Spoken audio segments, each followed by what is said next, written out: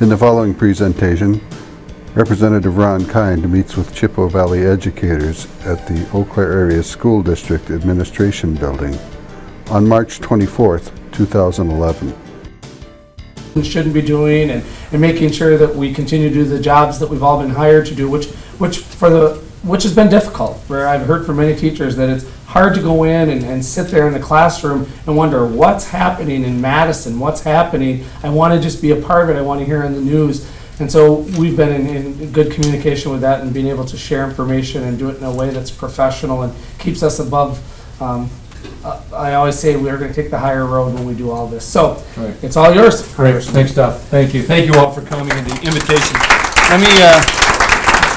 Let me stand back here so Community TV can kind of pick up some of this. I don't know if it will be worth it, but we'll do our best. But thank you all so much. And it's been a busy day, but I'm glad to be able to kind of wrap up the visit here in Eau Claire with you today. Obviously, we've been going through a lot as a state for the last month and a half or so. It has been heartbreaking to watch our state so deeply divided. And it's quite frankly not the type of leadership I was hoping to see at the state level. Because the history of Wisconsin has always been about bringing people together, talking to each other, listening to each other, working hard to find common ground, and moving forward together as a state to solve the challenges that we face, to find practical solutions. And for whatever reason, that path wasn't chosen this time. And for whatever reason, and it's not just unique to Wisconsin, but I'm afraid nationwide, that it's become fashionable to start demonizing the public servants in our lives, but especially the teaching profession, which I don't understand.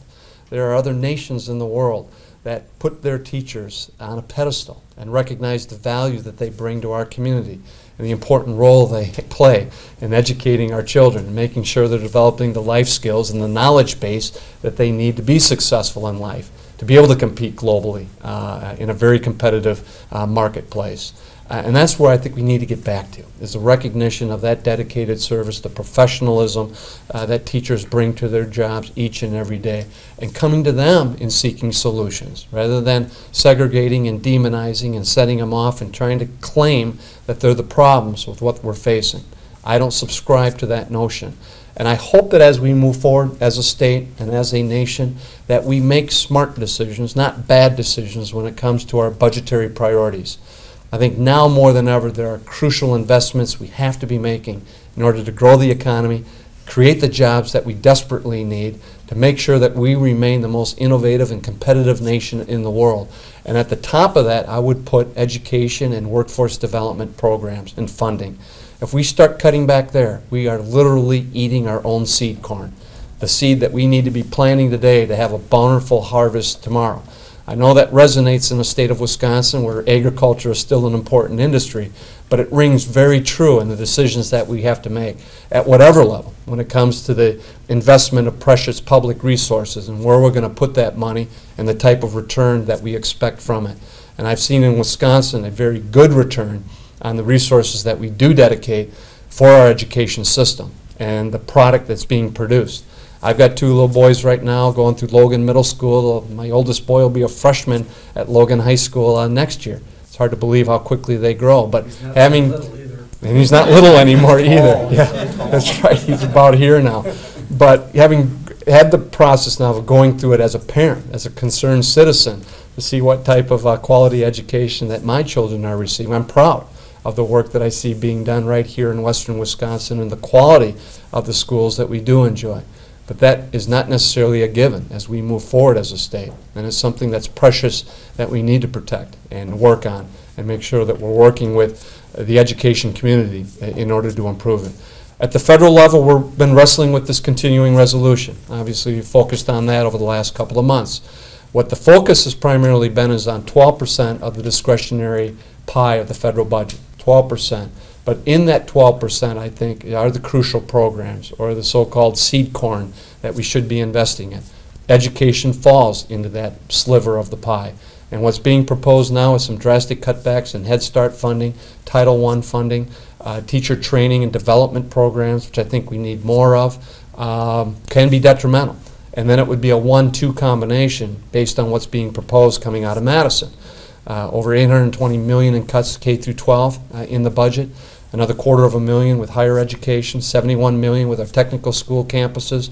I'd hate to see Wisconsin lose the advantage that we've enjoyed when it comes to the education system that we have had, which I think has been an attractive feature of getting more jobs, more companies to seriously look at coming to Wisconsin to set up shop. If you can't provide them with a skilled workforce, they're going to go where there is. And that's really what's at stake when we're looking at the longer-term vision of our state's economy. We can get into this in a little bit more detail as far as the budget is concerned and the impact.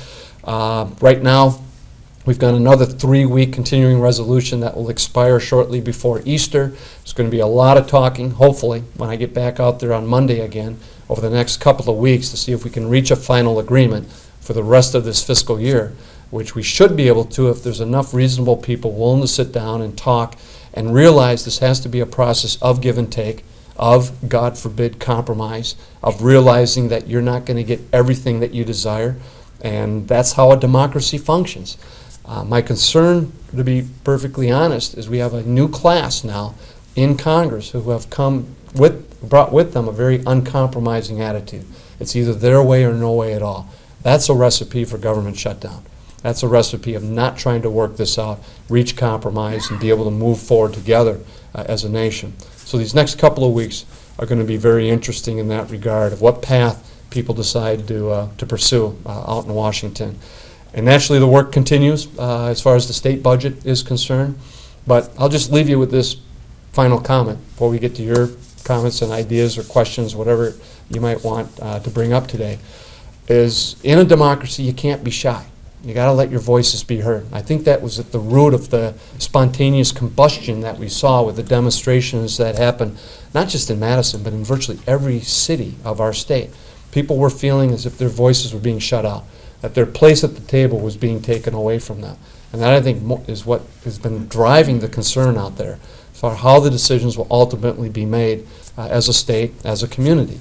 And it should be a process of community input, of people being able to share their voices, understanding that we're not always going to get our way, but the opportunity to at least express our views, to have our voices heard and considered, is an important part of a functioning democracy. So as we move forward, don't be shy. As far as contacting your elected representatives, both out in Washington and back home here, and let them know what you think is the wise course of action. And hopefully, those of us in office will reciprocate with that respect and that fairness of at least listening to what you have to consider and factor that in the decision making that we have to make on behalf of everyone else. So thank you again for the chance to stop by. Duff, thank you, for the kind introduction, and be happy to take any comments or any questions that you might have. I see Tricia's here too, who's vying for a school board position. Good luck to you. It's a tough job. A lot of homework involved, but also a very important job. I remind people when they're running for school board, you're dealing with two of the most important issues in people's lives, their children's future and their pocketbook. And being able to reconcile those two and strike the right balance is always a daunting task. So good luck to you. Yep. Yes, ma'am. I received an email yesterday, and it was supposedly a joke. It was about Bill Cosby running for president and what his platform would be. And it asked a number of questions such as he wouldn't be paying for us to protect one of the Koreas. We wouldn't be paying for all the wars over in the Middle East. Now, it seems like the question that I'm hearing most as an educator is that, the haves and the have-nots. The teachers have, and everybody else has not. And right. So therefore, that was what this is all about, to take it away.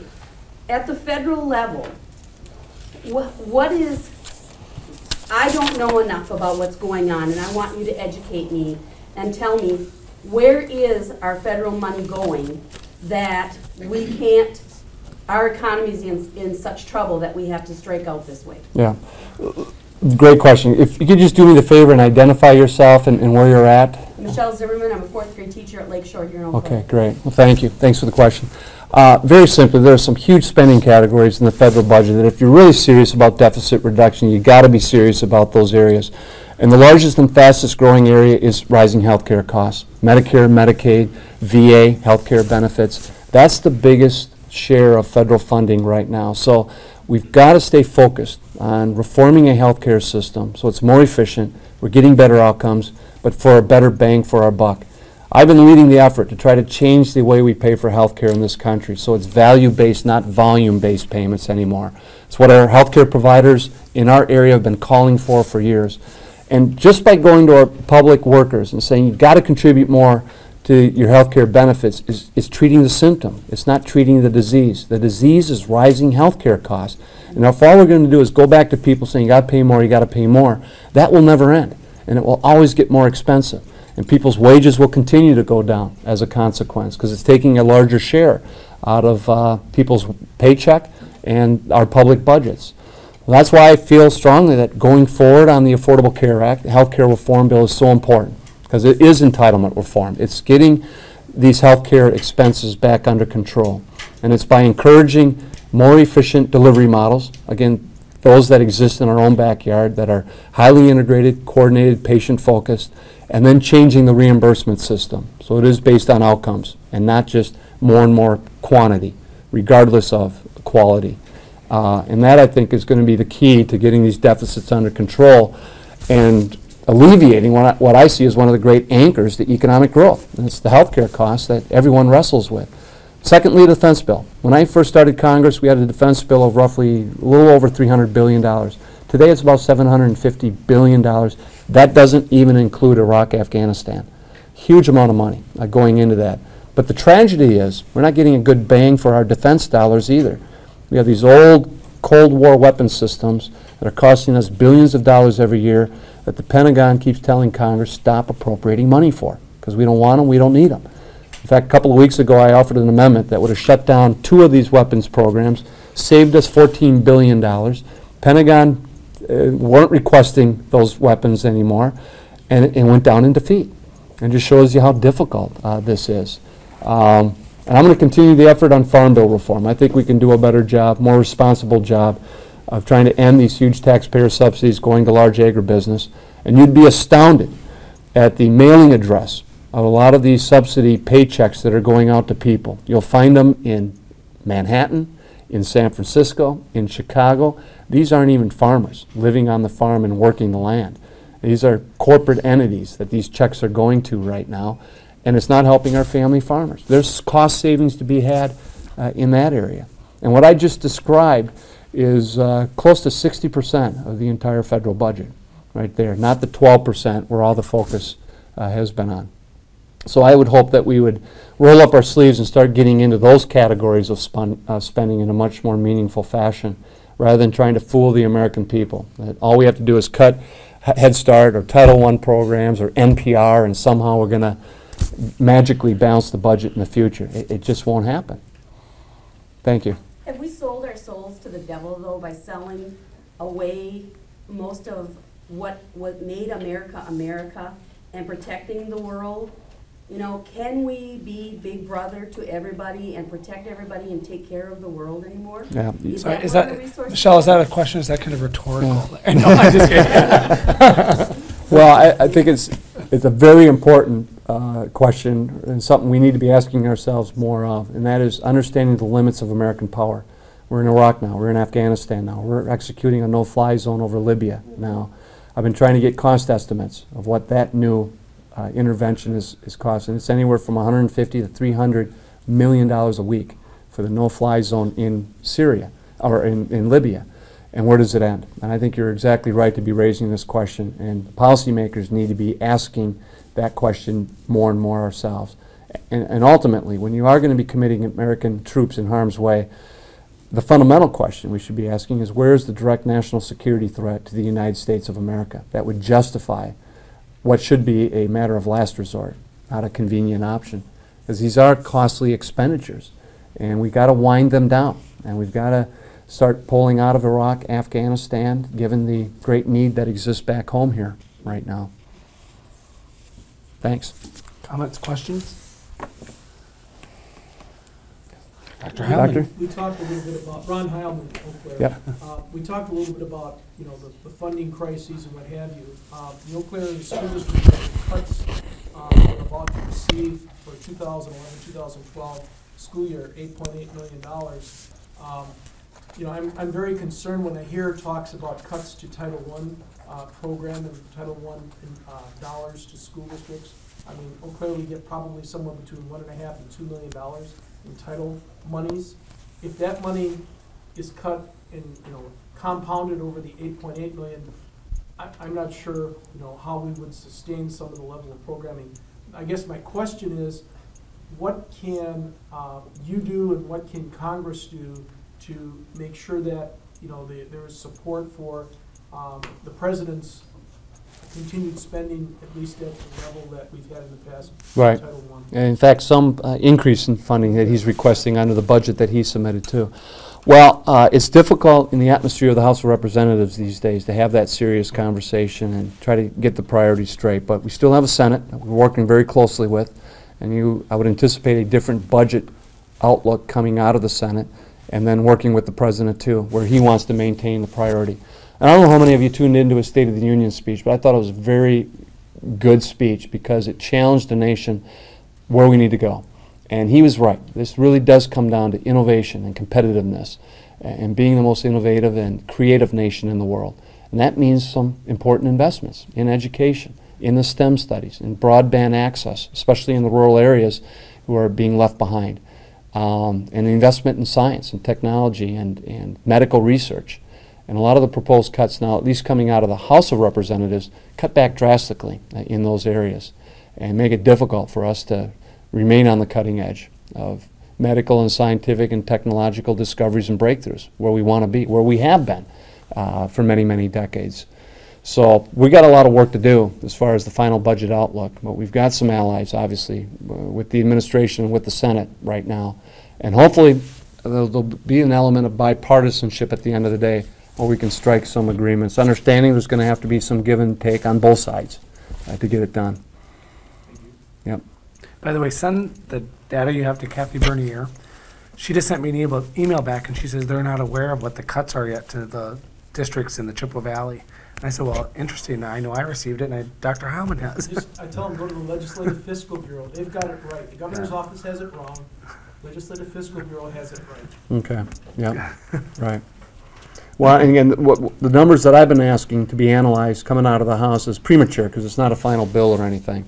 But at least what was passed originally out of the House of Representatives called for roughly $1 billion cuts in Head Start.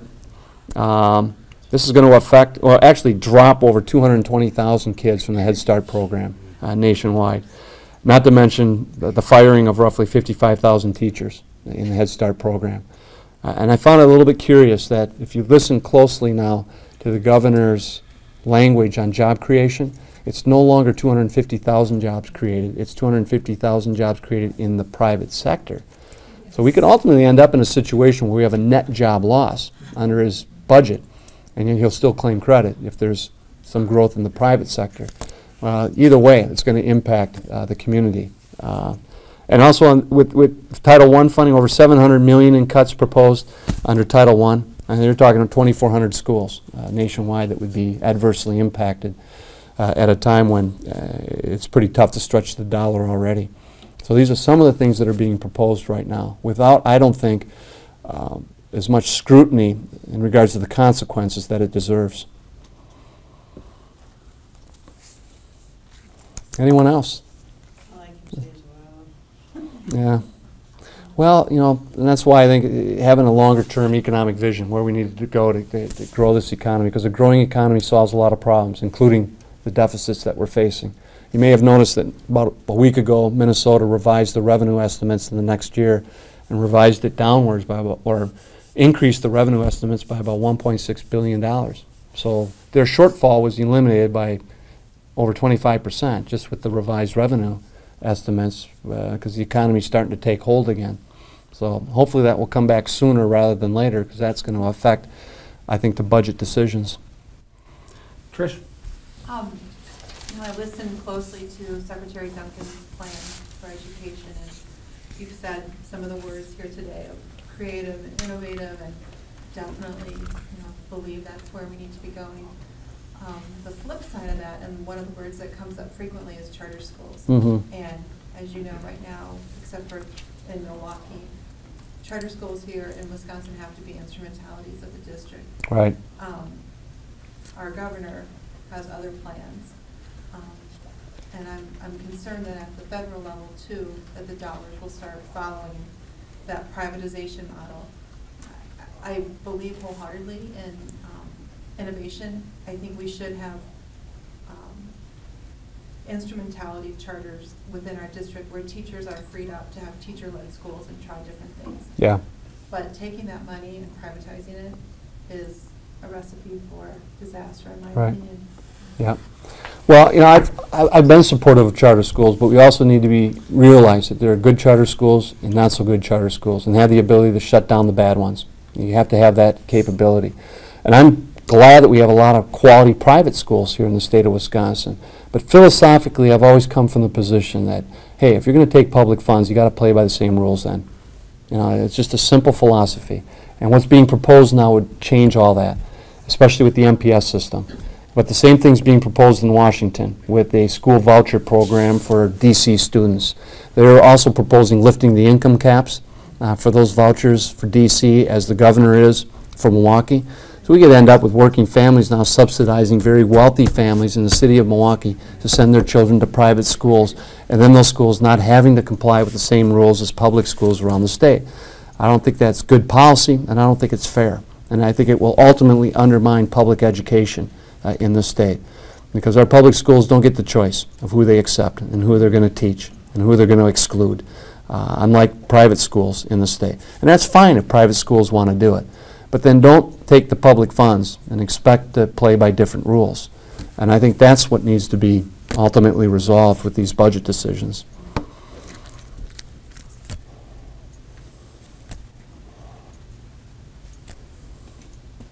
Anyone else?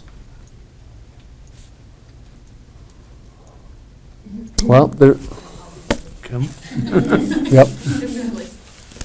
The Kim. Kim Gettinger, I'm sorry, Lake Shore third grade.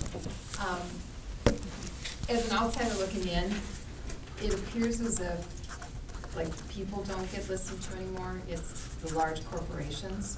How much at a federal level are we seeing that influence, or do you think it is more of the true conservative coming in with an ideology, not necessarily corporate backed?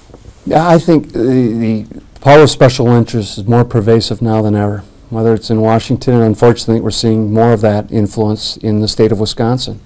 We just had a discussion earlier today about our energy policy, and there were many in the audience who wanted to see a more robust investment in alternative renewable, the investment in clean tech, clean energy sources, so we can wean ourselves off from our dependence on oil generally, but especially outside oil.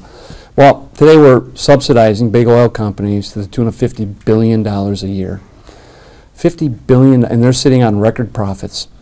And I had offered an amendment that would eliminate those subsidies, save $50 billion that we could divert into an energy policy that does make sense for us. And it went down in defeat. But it was based on the retired CEO of Chevron, who was interviewed a couple of weeks ago, who admitted, listen, if oil is above $70 a barrel, there should be no further subsidies going to the oil companies because they don't need it. It's not necessary. At $70 a barrel. Today it's at 106. I can't remember the last time it was below $70 a barrel. So I don't see the oil companies struggling or having a hard time doing what they're doing. And again, it's a misallocation of priorities, I feel, in the budget. I mean, that $50 billion could go a long ways as far as restoring a lot of the proposed education funding cuts that we're debating in this year's budget. But big oil's a pretty powerful lobby, and they do throw a lot of money around. I mean, you've seen the influence of the Koch brothers here in Wisconsin lately, and that's where they made their billions. And now with the Citizens United case, they're able to set up shell organizations and hide behind a cloak of anonymity so no one knows who's behind the funding, and they're able to advance these agendas then, which is unfortunate. And I kind of speak from a little personal experience, because last year the Koch brothers spent close to $1 million trying to take me out in the congressional campaign. So that influence is only widening now with the Supreme Court decision, and at the very least, I would hope we'd recognize that the American people deserve, they have a right to know where the money is coming from. And these entities should have to fully disclose where the money is coming from, so the American people can be the ultimate judge and referee and decide for themselves what the motivation is behind all this spending, whether it's in the campaigns or whether it's the lobbying efforts that are taking place. So as a special interest group, because many of these individuals are a part of the National Education Association, Mm-hmm. do we compete with people like the oil industry? I wish we Because could I compete have friends that more. always say, well, Yeah. what are you? You're a special interest group, NEA. But I Yeah. mean, are we like the Koch brothers? I mean, as far as can we compete with them? And I wish that influence would grow more, but no, I don't see it in anywhere near that type of level playing field right now, because that's just one entity. I could go through a whole slew of others. I mean, you look at the financial reform, the Wall Street reform bill that we worked on in light of the financial crisis. And we're just trying to create an entity, an agency now whose sole function it is to keep an eye on the financial products being sold and marketed to citizens of this country to make sure that they're fair and they're on the up and up and that there's complete transparency and disclosure in regards to the costs and the fees. And you can't imagine the amount of money that large banks spent to try to defeat that Consumer Financial Protection Agency, and they're still trying to defeat it. They're still trying to repeal that bill, because they don't want that scrutiny. They don't want that sunshine in. And I think it's crucial for the American people to get that information so they can make good decisions with it. And so we see a lot of that. My efforts on Farm Bill reform. And I am public enemy number one against these huge agribusinesses that spend tons of money to try to defeat the reform efforts that I lead every way. And yeah, I mean, now with that Supreme Court decision, I think it's only going to get more pernicious. Chris? Thanks, Rob, for coming. Mhm. I'm Thomas Boyle, lifelong, 30-plus years at the preschool and Right. And we have a community birth 4K program that really has grown from our community and answered a lot of what the community wanted to meet their own needs. Where does 4K sit in this budget? As you talked about Head Start, which is part of what we do too. Right. And Title, and where does 4K sit come from? Yeah, you know, it's, if you take a look, and you mentioned special education too, and there's been a chronic underfunding as far as the federal cost share with IDEA program. And in the past, that's had bipartisan support to try to do more. But instead, we're starting to regress again. We're back into this era where cuts are being made. And what's being proposed is roughly $558 million of cuts coming out of the House, which would affect over 7,000 IDEA teachers throughout the country that would lose their jobs. And you can imagine what the consequences will mean then to the kids in the process. But I had legislation offered in previous years that there should be greater assistance for the establishment of pre-K programming too, funding, so we can get that up in a more comprehensive basis. We're serving 900 4-year-olds. Right? Yeah. Yep. Will the budget be affected? I think it does, and I'm not sure where the state budget is, what the governor is calling for in that regard, but we'll have to double check that. But it is also slated for cuts at the federal level, the cost share, some of the assistance coming back home. Anyone else? Questions, comments?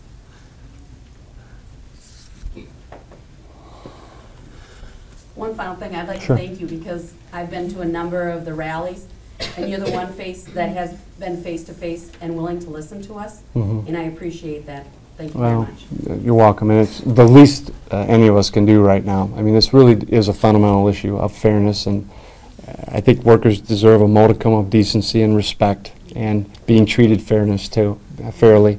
And when you see something like this happening, the rollback of rights that have been in existence for a long time, that has worked very, very well for a state like Wisconsin, and then suddenly being used as an excuse for deficit reduction, when we know that's not what's going on here. There's a larger agenda at stake too. And now is the time, I thought, to stand up and be counted as far as what's right and what isn't, with the equal concern that I think we all share as far as where our state is going right now. This can be turned around. We can try through, again, outreach efforts, trying to educate our neighbors and friends as far as what the impact really means for our state. I'm confident if we can keep at that and get the message out, then we can hopefully turn this around and get the policy right. Ron, I'd like to introduce also Catherine Duax. She's a commissioner, one of our board Hi, members Catherine. for the Board of Directors. So, Great. or the Board of Education. Well, So thank Catherine, you. thank Yeah, you thanks for the coming. job you do. Yeah, appreciate it. Well, do you Well, want to great. do final remarks, or do you kind of wrapped it all up? Well, this was great. I mean, thanks for the questions, the comments, the feedback. Definitely stay in touch. We've got an open door policy in that, and we'll try to do likewise, be a conduit of information coming back, because it will be a rapidly evolving situation in Washington, probably moving pretty quickly over the course of the next few weeks and months as we try to straighten out these budget debates that we're having. It's not going to be overnight, though. One of the deals that happened here. I think we fully comply with open meetings laws Good, good. and We everything, appreciate that. pre-publishing of what's going on, at least that. Where's the best place for us to get online to get the best information? Well, you can certainly go to my website, because we're always trying to feed and get the up-to-date information on that. We'll try to get that out. And, right. And again, given the amendment process too, some of this stuff can move along pretty quickly, and be surprised what could come up in very short order. Well, Claire teachers have been amazing, thanks to Duff's leadership. Well, Whatever we are. Yeah, been a great- yeah, it has been. Well, there's a lot more work that we have to do. I just hope Can't people quit. aren't feeling too discouraged right now, because I know we're going through a tougher time, but you also have to believe that eventually, as Churchill said, we've got this remarkable capacity to exhaust all other options before the right thing is done. And hopefully that won't be the case in this instance, that we'll get to the right thing sooner. But we certainly are trying to do our best of exhausting other options first. But there's a lot at stake too. So keep at it, and I look forward to working with you as we move forward. Thank you. Yeah, thanks. Let me get just a quick shout out to Mark Allman, who's the person on the ground here in the Eau Claire District Office. He's my eyes and ears and legs and everything else when I can't be up here as often as I would like. But thanks, Mark, for the job that you do. We also have a guest from Massachusetts here, Cindy Polinsky. She's Oh, actually hi, been Cindy. sent to us by NEA to work with us Great. and help, because this is ground zero. They say Wisconsin is the focal point for the nation, and what happens in Wisconsin is going to happen elsewhere, and they're putting resources, they're sending people, and so she is one of the staff that's got a chance to meet Thanks, a lot of Cindy. Eau Claire Thanks for teachers. coming in. Can use So all the thanks, help we Cindy. can get. Yep. So, and we have an Altoona teacher, custodian. She wanted Oh, to make sure, good. yeah. Perfect. She has the mop there every time, you know. Yes. Yeah. Perfect. Great. Well, thank you, everyone. Thanks. Thank you for coming. Thank you. Give this, I don't want to walk away with this.